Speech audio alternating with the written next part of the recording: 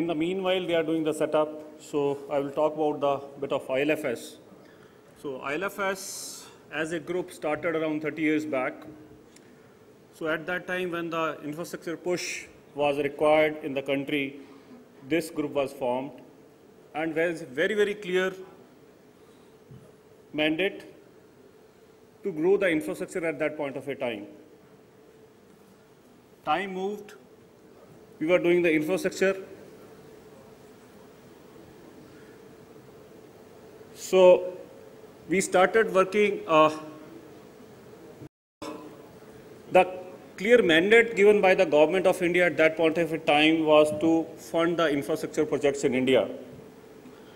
While we started this journey, over the period of a time, it came, we require to execute these programs also. Today, if we talk about that, we are into the two segments. One in the financial arm of the IL&FS, second is the infrastructure arm of the IL&FS. We, as part of the infrastructure, we take care of the core infrastructure, social infrastructure, and the environmental infrastructure part of it. Today, we have the nearly 170 subsidiaries across India and working with the 22 state governments with different kind of programs, all involved into the infrastructure part of it.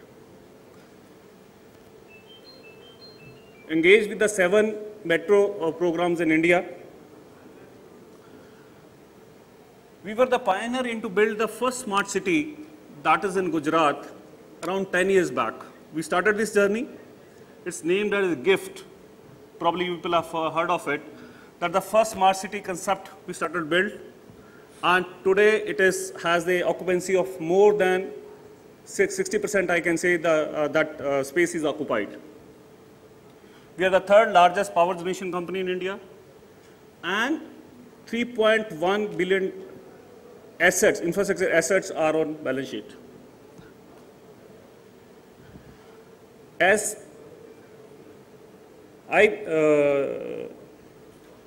we have a technology arm of IL&FS that caters to the technology needs of the organization. In that, basically, we do consulting, application development, and the implementation of the e-governance and the smart infra, smart city programs. All those programs, just it becomes the brick and mortar for the city. So to give that focus on this, we started building our own application which caters to the services for the citizens. Pillar we defined for a smart city perspective from a citizen is smart governance, smart urban mobility, smart decision making, and the safer cities. These are the key 4 mantras. On that basis, we started developing the application for any of the smart city. And smart city is combination of lot of programs which can be executed. Like in the morning, we were discussing smartness can be defined. Smartness, but these are things how we implement, how the citizen can benefit out of it. We have done a lot of programs, either we call it e-governance or the smart cities, working with the government, various state governments in India. Next, please. So the key pillars for the smart city is, first one is the data aggregation. So you have to deploy a lot of sensors so that you can capture those data from the various points. Then this data has to be communicated. So we have to build the data communication layer that is known as a networking layer on that. And after this is the application layer. So we build data, now we need some application which we can play with that application, play with that data on this. Is the obviously like we are working for the citizens, we require a lot of feedbacks on this. That feedback has come as a voice of customers. So today we have to we have integrated our application with all kind of social media available, either it is Facebook, WhatsApp. So we capture the feedback from the citizens on this. All these feedbacks and the data which is available, we use as the analytics layer to take the decision making for the betterment of the citizen services. If I call it, the lower 3 blocks are known as a smart citizen service delivery and upper 2 blocks as a smart decision making.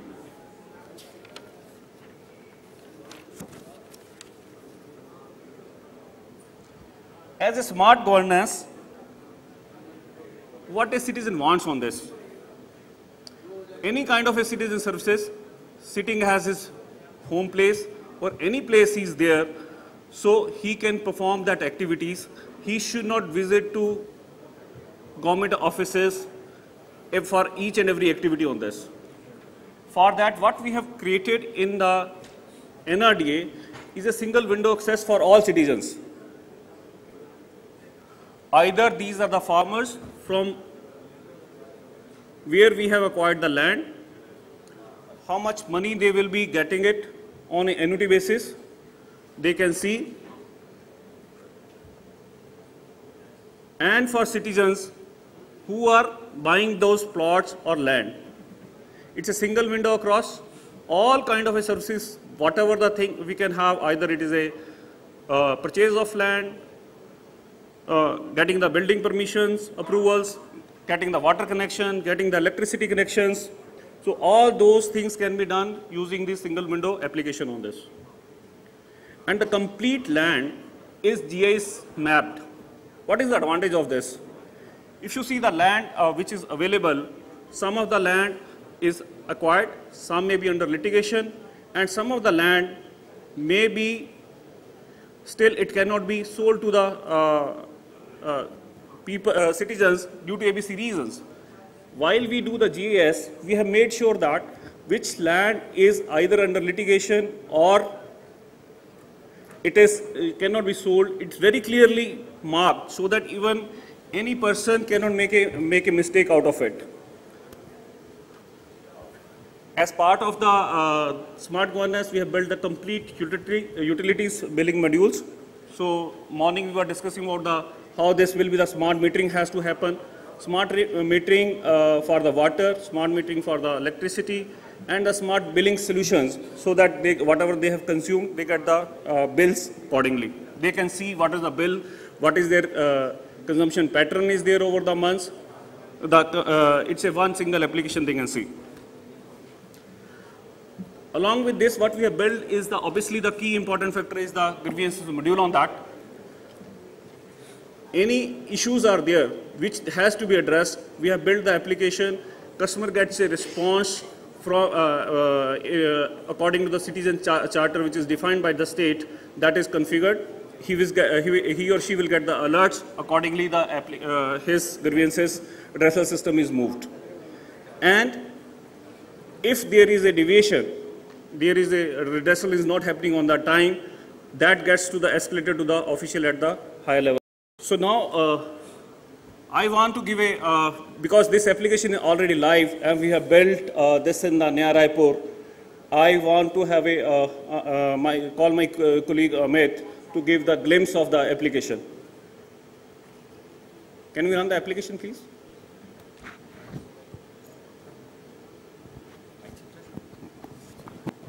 Glimpse of few of them.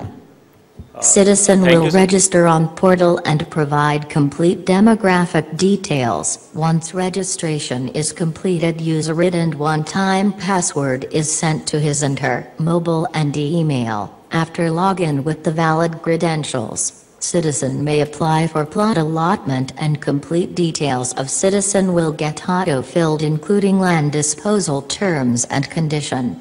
Only citizen has to choose preferred plot and payment plan.